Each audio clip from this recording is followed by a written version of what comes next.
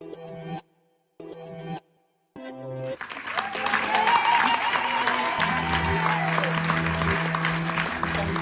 installés, on va tous se voir.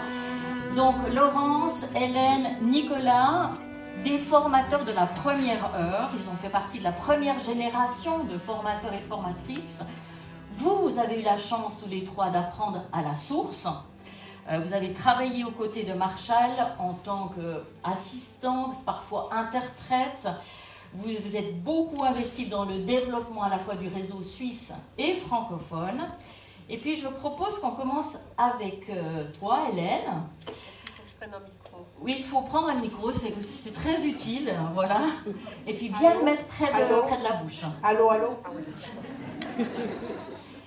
Hélène, tu as connu Marshall en 1989 et nous aimerions te demander un souvenir marquant que tu aimerais partager avec nous de ta rencontre avec Marshall Rosenberg. Oui, moi ça me fait plaisir de le partager. Je l'ai déjà partagé à certains, mais... Plus près. Faut que je... Ah, oh. Faut le coller au menton, d'accord. J'ai pas l'habitude des micros, comme vous voyez.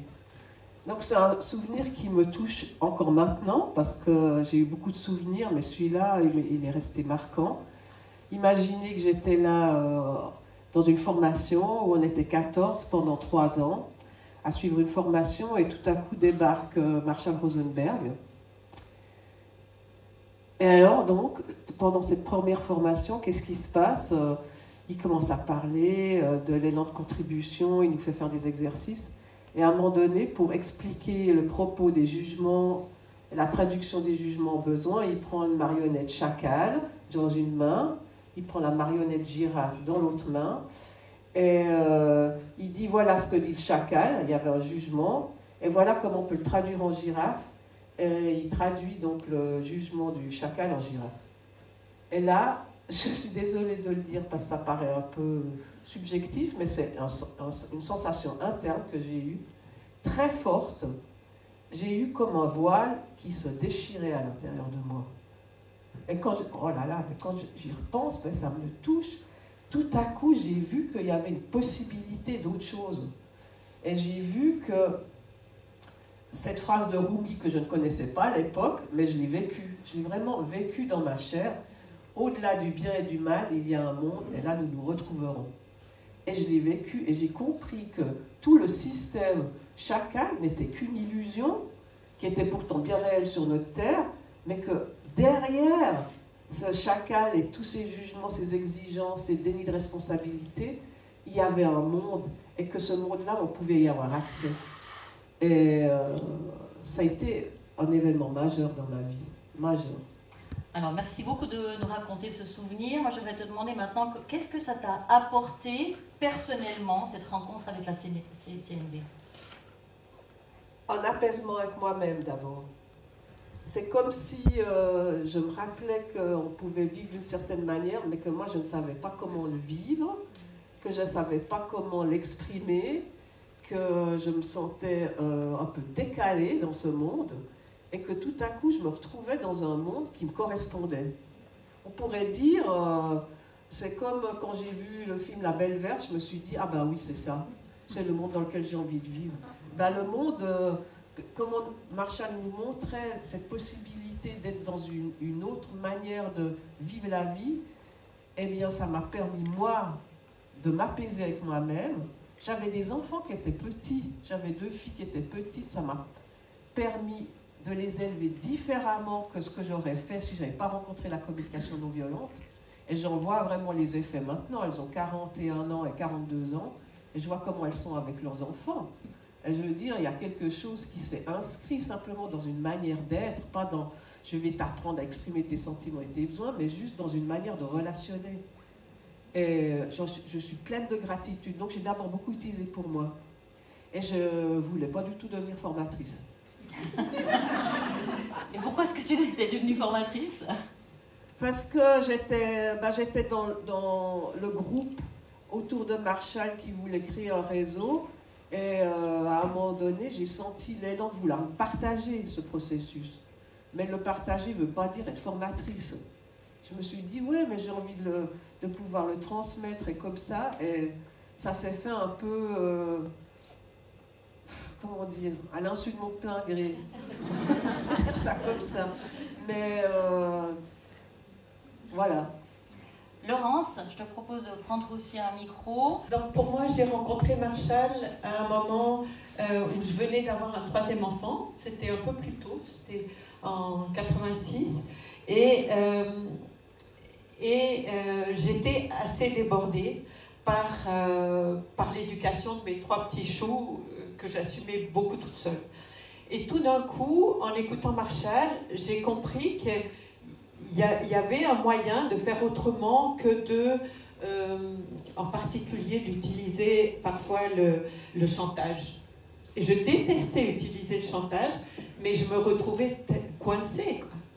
Et j'étais une maman débordée avec la tête dans le guidon, vraiment, comme ça. Et tout d'un coup, j'ai eu l'impression de me redresser, non seulement de voir comment je pouvais faire pour ma famille, mais au-delà de ma famille, de voir comment cette méthode allait m'aider et allait aider beaucoup de gens autour de moi. Donc c'était un mouvement comme ça. Le monde. Le monde s'ouvre. Le monde s'ouvre et je peux y participer. Alors, Hélène, on va te laisser prendre un verre d'eau un peu plus tard, parce qu'on a encore des questions à te poser. Ah d'accord, j'ai cru que c'était autour de Nicolas. Non, moi j'aimerais savoir, finalement, 35 ans de communication d'environnement, pourquoi est-ce que tu as poursuivi? Pourquoi est-ce que tu es resté dans le mouvement et quelle a été ta motivation à continuer à agir dans ce réseau? Parce que c'est ce que vous avez vécu hier, que je n'ai pas vécu, j'irai au bout de mes rêves. J'irai au bout de mes rêves.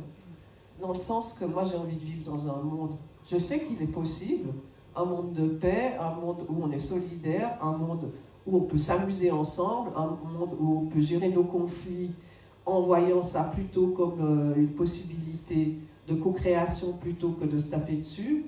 Et moi, j'ai envie de contribuer à ce monde-là. Je me dis, c'est bien joli d'y rêver, mais il faut aussi faire quelque chose. Donc, ça m'a motivée. Hein.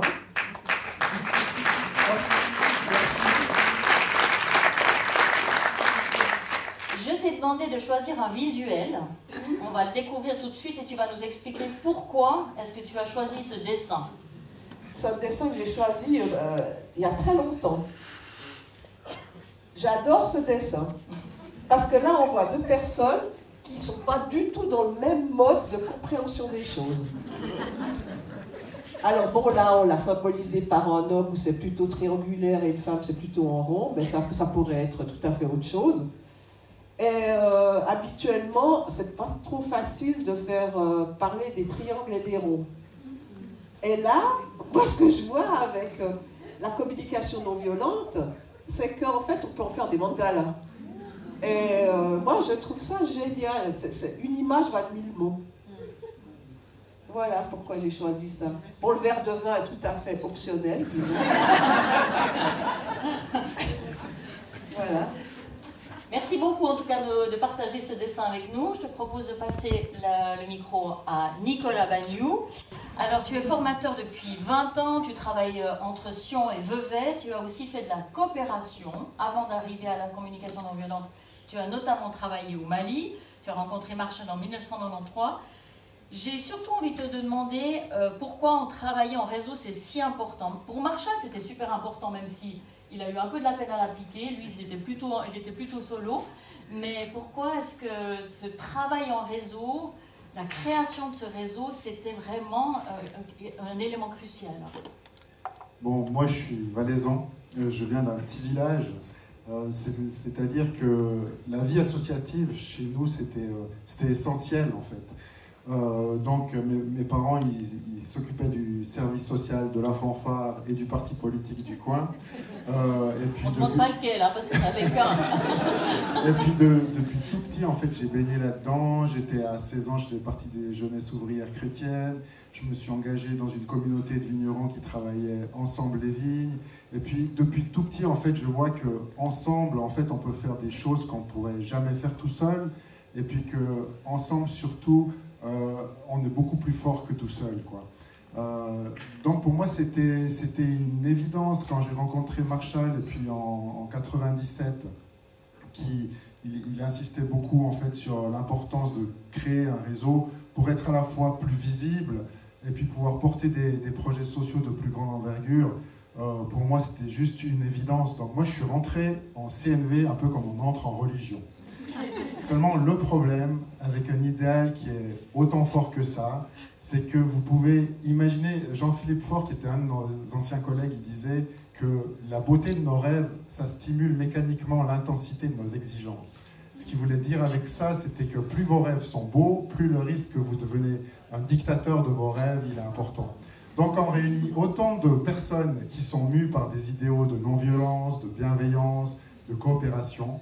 On peut imaginer que même inconsciemment, en fait, ces idéaux, ils vont, je dirais, un peu nous pousser à une forme d'autocensure où ça va peut-être pas être évident de mettre en œuvre un deuxième aspect super important en CNV, c'est simplement oser vrai, être authentique. Et moi, j'ai vécu les équipes CNV au début comme un bain chaud. En fait, l'équipe suisse avait la réputation au niveau francophone d'être l'équipe la plus soudée. Donc en fait, on vivait beaucoup d'appartenance, de soutien mutuel, on recevait beaucoup d'empathie, on se soutenait aussi au travers de nos difficultés. Mais au début, en fait, c'était un peu... Il n'y avait pas beaucoup de frottement, on va dire. Pas beaucoup de frottement. Oui, c'était assez fluide, ça se passait. En fait, on était assez bienveillants, quoi. Envers nous-mêmes et en... Voilà. Et maintenant, la question, c'est est-ce que la CNV, c'est toujours bienveillant et c'est toujours peace and love? Alors, ce que j'ai appris avec le temps, avec les équipes qui s'agrandissaient, c'est que non, la CNV, c'est pas que peace and love. En fait, vivre avec des collègues qui ont tous un leadership assez marqué, vu qu'ils ont l'habitude d'animer puis d'être devant, et puis qui essayent à la fois d'incarner un idéal de bienveillance, mais aussi d'être assertif, de s'affirmer. En fait, ça s'est révélé de plus en plus compliqué. Au début, la promenade de santé, en fait, elle s'est transformée un peu comme une balade dans les Grisons. Vous savez, quand on fait l'école des Grisons, ça monte et ça descend. Et puis ça peut être très raide, même plus raide qu'en Valais. Et c'est un Valaisan qui vous le dit, quoi. Donc, en fait, c'est un peu faire équipe. C'est un peu comme dans une famille, quoi. On développe des projets ensemble, mais ça va frotter. Et ça, c'est pas toujours confortable, on va dire. Est-ce que tu as un exemple à nous donner? En fait, j'ai un peu hésité à amener cet exemple-là, mais mes collègues m'ont encouragé à parler de l'organisation de ce festival. Donc, en fait, on est un comité de pilotage de 6 personnes, et en fait, c'était vraiment super pour nous parce qu'on s'est offert beaucoup de soutien mutuel, il y a eu beaucoup d'inspiration, on a été très créatifs. C'était une idée après l'autre. En fait, vraiment, on vivait beaucoup de soutien ensemble. Mais dans les relations à la grande équipe, ça a été nettement plus compliqué. Il faut vous dire qu'organiser ce festival, en gros, c'est le budget qu'on a à peu près pendant 2 ans. Donc, si on s'était planté, si vous n'étiez pas au rendez-vous, ça veut dire qu'on était un peu plombé pendant 2 ans, il n'y avait plus de projets sociaux. Donc, le risque était grand. Et ça a généré, je dirais, beaucoup d'appréhension et de blocage.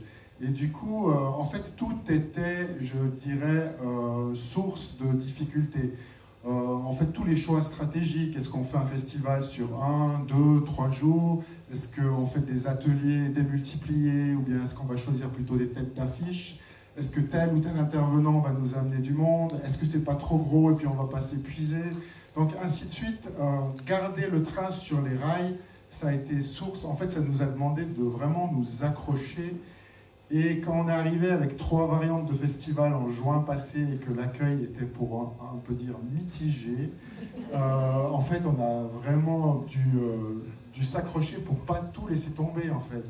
Mais comme à 6, on s'entendait super bien et puis qu'on tenait à notre rêve, donc on s'est accroché et puis... Et on voit le succès.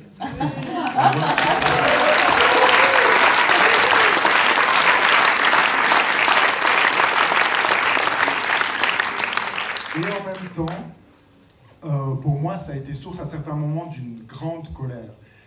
parce que, en fait, être confronté à des peurs que moi je vivais comme des empêchements d'avancer, ça m'a replongé dans mon histoire familiale avec un père qui était très angoissé et dont les peurs, en fait, étaient toujours des empêchements.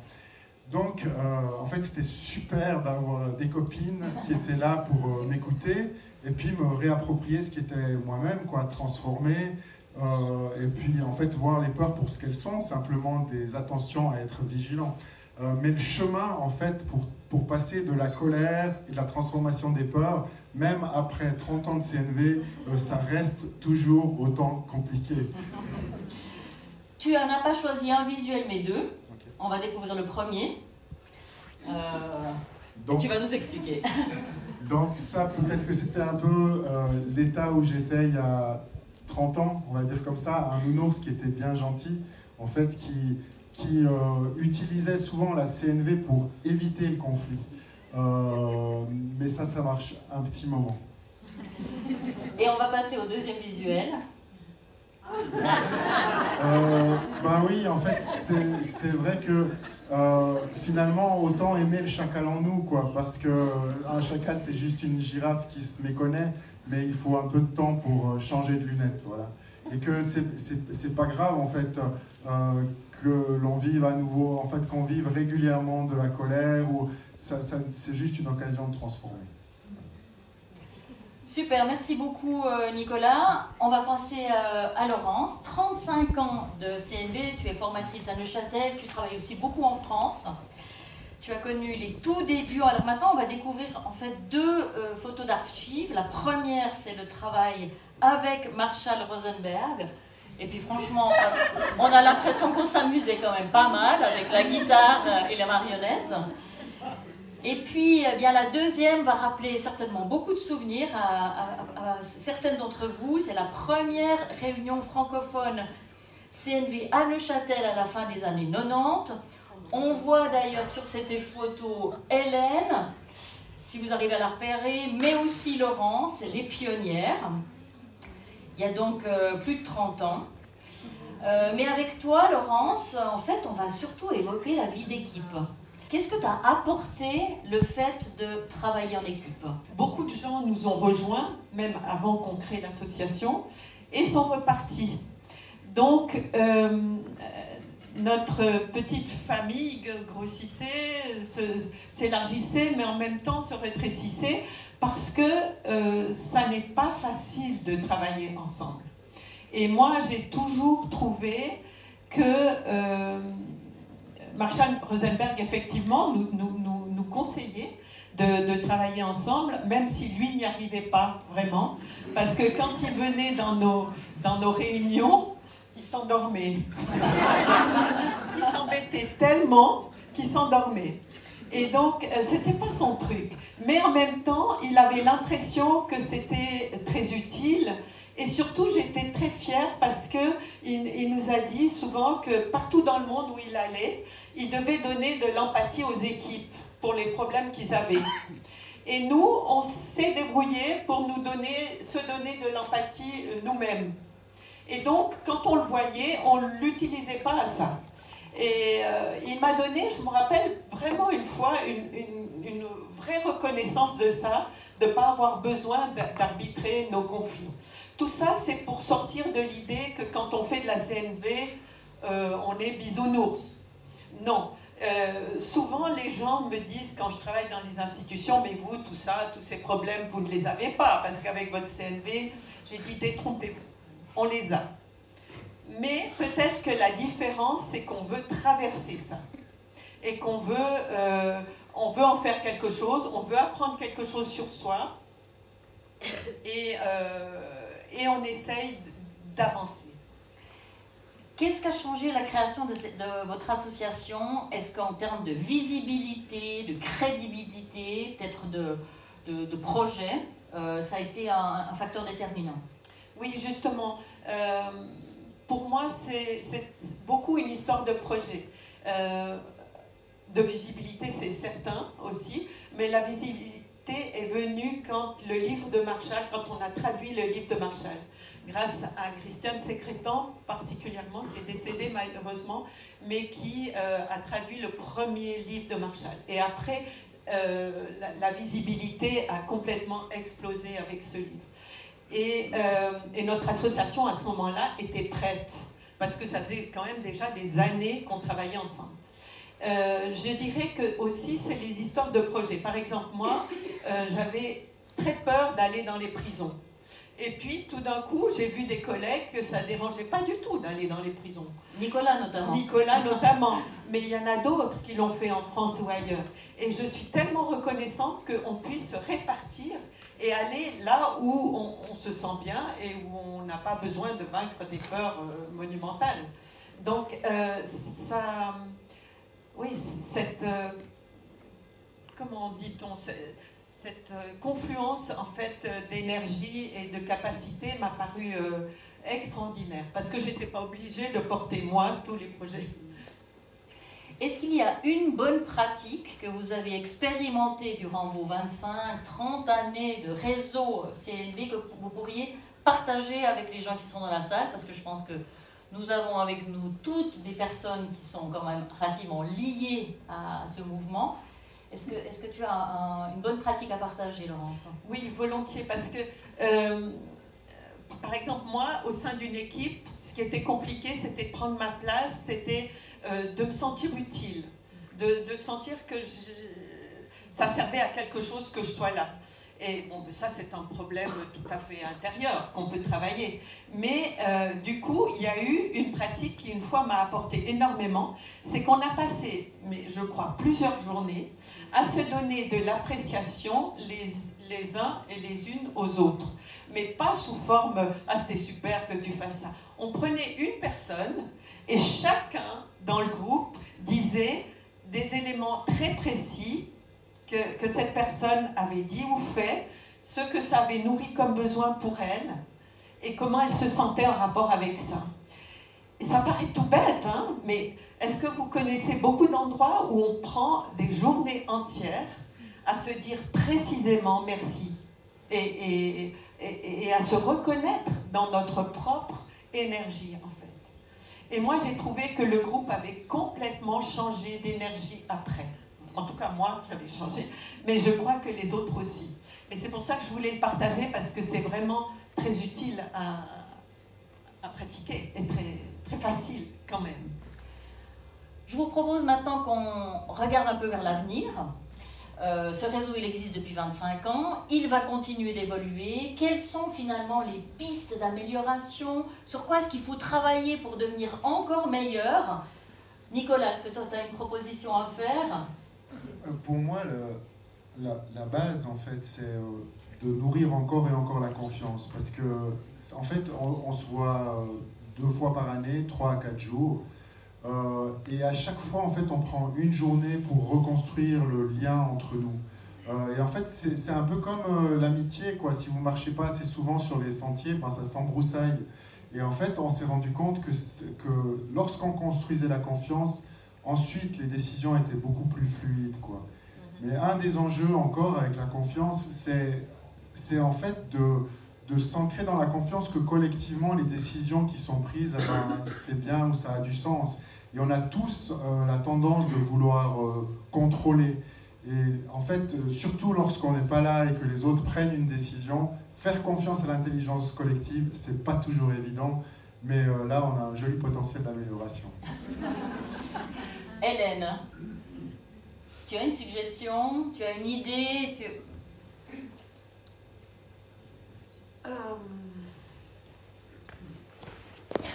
Moi, je crois beaucoup à travailler comme vous avez fait, c'est-à-dire dans un projet, mais avec des personnes qui ont de l'affinité. On a trop souvent voulu travailler avec tout le monde. Et il y a des choses qui ne... Il y a des personnes, ça ne colle pas. C'est pas qu'elles sont mauvaises ou que ça ne va pas. C'est juste, moi je dis toujours, c'est comme une soupe. Je veux dire, une soupe, tu vas mettre certains légumes dedans, mais si tu en mets d'autres, ça ne va pas faire une bonne soupe. Donc en fait, c'est vrai. Donc là, je me dis, oser affirmer qu'on a de la joie et puis qu'on va être beaucoup plus efficace en travaillant par affinité et faire des projets par affinité et se rencontrer après tous pour des temps de célébration de nos projets accomplis et pour peut-être clarifier certains projets globaux. Mais vraiment, n'ayons pas honte de travailler par affinité. En tout cas, moi, ça a marché. Alors, la confiance, travailler par affinité. Laurence, qui a déjà un micro. Ouais. Oui, je crois que j'ai déjà dit cette histoire de reconnaître la place de chacun dans un groupe et de pouvoir voir la complémentarité, en fait, et de pouvoir la voir vraiment intérieurement et chez chacun, vraiment. Ça me paraît toujours une merveille de voir que quand Nicolas a parlé des difficultés qu'il y a eu avec le festival, moi j'ai entendu à quel point les peurs qui ont été exprimées ont été utiles pour redéfinir le projet. Sinon, le projet partait peut-être effectivement à la catastrophe parce qu'il était trop grand. Et en fait, les peurs ont été très utiles. Et donc, savoir écouter toutes les parties, c'est hyper créateur. Mais on doit s'entraîner. Par rapport à les réactions aujourd'hui de personnes qui disent la CNV c'est bisounours, comment est-ce que c'était à l'époque, dans les années 90 ? Est-ce qu'il y a 30 ans en arrière, il y avait des réactions d'un peu de rejet ou de méfiance encore plus fortes ? Il y en avait. Il y en avait, et puis la notion de besoin, on en parle beaucoup plus maintenant, mais elle n'existait pas à l'époque. Les gens, ils n'avaient aucune idée qu'est-ce que c'était qu'un besoin. Maintenant, je vois que ça se propage quand même en dehors de la CNV. Donc, les gens, quand on leur faisait des introductions de communication non violente, ils étaient un peu là, des sentiments, des besoins, enfin bref. Mais ce que j'aimerais aussi dire, c'est quand quelqu'un dit que c'est bisounours, moi, ça me fait rien, parce que je me dis, il a besoin d'empathie, il a peut-être des peurs, il a peut-être des, je sais pas qu'est-ce qu'il a qui fait dire, peut-être qu'il a des doutes, peut-être qu'il a peur de perdre une certaine assertivité, ou je ne sais pas trop quoi de quoi. Mais en fait, c'est juste une possibilité de rentrer en lien avec cette personne et de comprendre pourquoi elle dit ça. Parce qu'au lieu de se bloquer quand la personne dit bisounours, parce que moi, le monde des bisounours, au fond, ça me plaît assez d'y vivre. Hein. Moi, on est tous dans le cœur à faire des arcs-en-ciel, moi, ça me va très bien. Hein. Donc, s'il y a quelqu'un pour qui c'est un problème, j'aimerais bien entendre lequel. Ça m'intéresse, je suis curieuse. Voilà, c'est ce que je voulais dire. Laurence, cette impression d'être une extraterrestre, est-ce que tu l'as vécu, toi, au début ? Non, pas tellement, parce que justement, les gens découvraient. Je l'ai plus de temps en temps maintenant, parce que la CNV a été diffusée beaucoup plus largement, et parfois par des personnes qui n'ont pas du tout la formation qu'on a. Et donc, qui ont diffusé la CNV, c'est OSBD, observation, sentiment, besoin, demande, puis après tu donnes de l'empathie, puis après OSBD, puis... Voilà. Et donc, il y a un côté réducteur qui a fait que beaucoup de gens ont une idée fausse, à mon avis, de la profondeur de la CNV. Ce qui n'était pas le cas au début. Lorsqu'on découvrait. Quand on découvrait, ouais. Et tous ensemble, en fait. Ouais. Très bien, merci pour ces réponses. Y a-t-il une autre main qui se lève pour poser une question ? Bonjour, je voudrais savoir comment ça c'était, parce que j'ai un peu quitté le monde de la CNV, comment c'est maintenant, est-ce que vous continuez beaucoup à collaborer, parce que je me rappelle qu'en Belgique, il y avait tout d'un coup Anne Bourrit qui apparaissait à un atelier, il fallait avoir vraiment un bel échange entre vous, formateurs francophones. Comment c'est à l'heure actuelle ? À un moment, en fait, on avait énormément de réunions. Quand on a construit le réseau francophone, on en avait à Tire-Larigot, et qu'on est arrivé à un endroit d'épuisement où, en fait, les pays se sont un peu réorganisés sur eux-mêmes. Donc actuellement, il y a un organisme francophone qui fait le lien, c'est tout ce qui est lié à la certification. Mais pour le reste, en fait, on est beaucoup plus autonome, et même en France, il y a beaucoup plus d'autonomie entre les régions, quoi. Les équipes sont devenues vraiment très nombreuses, et puis faire des réunions, ça consomme beaucoup de temps. Donc, en tout cas, ici, en Suisse, on est déjà content de pouvoir se voir deux fois, 3 ou 4 jours par année. C'est déjà pas mal, quoi. En fait, on essaye de se préserver de l'épuisement. Mais au début, oui, on passait une bonne partie de notre temps en réunion. Mais je complète ce que dit Nicolas par rapport à l'organisme qu'on appelle Assertif, et qui est l'organisme francophone de formation pour la CNV. Et là, dans les stages, il y a des gens qui viennent de partout, de Suisse, de France, de Belgique. Donc, cette atmosphère francophone, on la retrouve dans ces stages, vraiment. Et j'aime beaucoup. Très bien, y a-t-il une dernière question? Ouais, donc moi c'est Johanna, j'aurais une petite question par rapport à la médiation entre les peuples, entre les groupes ethniques, puisque à la base Marshall Rosenberg a aussi beaucoup travaillé sur cette idée de paix entre les groupes ethniques, et puis c'est quelque chose que je vois plus en fait dans la CNV, mais peut-être que ça existe, mais je vois plus comment dire, cette idée de médiation entre les peuples. Merci pour cette question.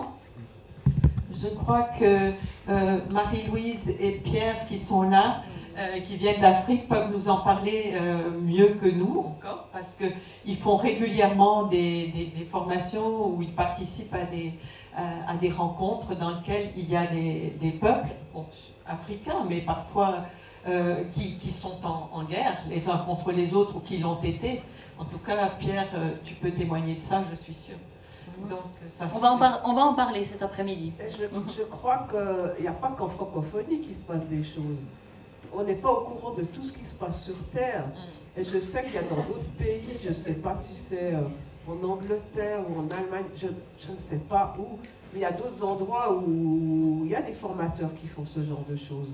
On n'est juste pas informés. Mais je sais que ça continue.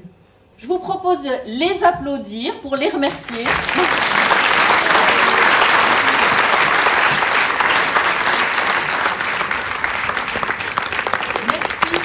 Merci à Laurence, Hélène, Nicolas pour ce partage d'expérience.